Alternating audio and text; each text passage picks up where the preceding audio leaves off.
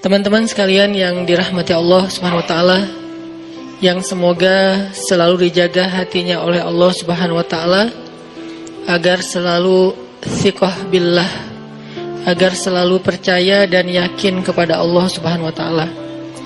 Karena kelemahan kita itu berawal saat kita mulai meragukan Allah. Dalam segala dinamika hidup, kita selalu butuh Allah.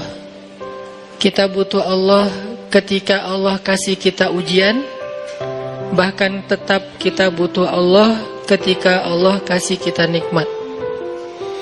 Kalau kita butuh Allah saat diuji, agar kesabaran kita terjaga. Karena orang yang tidak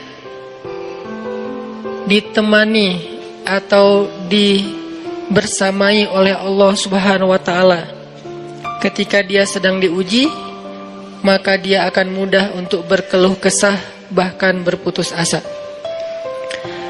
Kebersamaan Allah kepada dia saat dia diuji itu adalah Allah Subhanahu wa taala menghibur hatinya.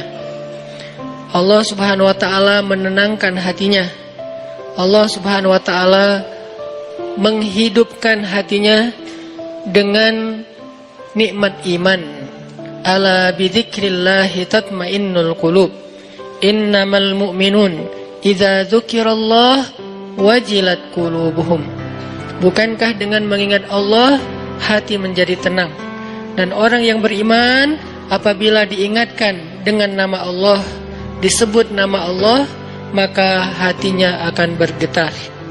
Ini bentuk Allah membersamai hambanya ketika dia dalam keadaan diuji. Allah menghiburnya dengan kalimat, alam yajidka yatiman fa'awa, wa wajadaka dhallan fahada, wa wajadaka ailan fa'aghna. Allah menghiburnya dengan kalimat, inna a'tainakal kautsar. Allah menghiburnya dengan kalimat, kalla saya'lamun, summa kalla saya'lamun. Allah menghiburnya dengan kalimat, la tahzan, innallaha ma'ana.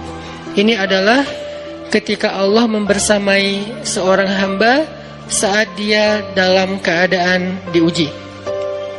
Allah membersamai hamba juga ketika dia dalam keadaan diberi nikmat. Karena tanpa itu, maka seseorang akan jatuh justru kepada dosa-dosa karena dia mendapatkan banyak kenikmatan hidup.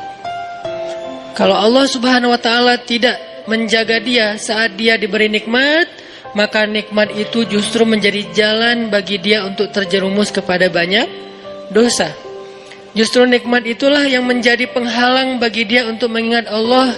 Karena dia sibuk menikmati hidupnya, akhirnya dia terhalang dari mengingat Allah tepat waktu. Sibuk menikmati hidupnya, terhalang dari Allah untuk bangun tengah malam. Karena dia tidurnya larut. Kenapa tidur larut? Karena terlalu banyak yang harus dia nikmati sebelum tidur. Dia bisa makan-makan, dia bisa jalan-jalan, dia bisa ngopi, dia bisa ketemu teman, dia bisa belanja. Bahkan dia nunggu midnight sale untuk bisa menghabiskan nikmat yang Allah kasih kepada dia. Sehingga akhirnya tidurnya terlalu larut, lalu dia tidak bisa bangun untuk menghadap Allah, curhat kepada Allah. Hal yang selama ini dia lakukan justru ketika dia diuji oleh Allah. Ketika diuji oleh Allah, mudah bagi dia bangkit tengah malam, curhat, sujud panjang, menangis dalam doa. Ketika Allah kasih nikmat, curhatnya hilang, malamnya lelap, sampai bahkan subuhnya juga kelewat. Ini kalau Allah enggak membersamai seorang hamba ketika dia diberi nikmat. Sehingga orang yang seperti ini, kalau dalam keadaan seperti ini terus-menerus dalam jangka waktu yang lama, nanti dia akan terjebak di dalam istidraj.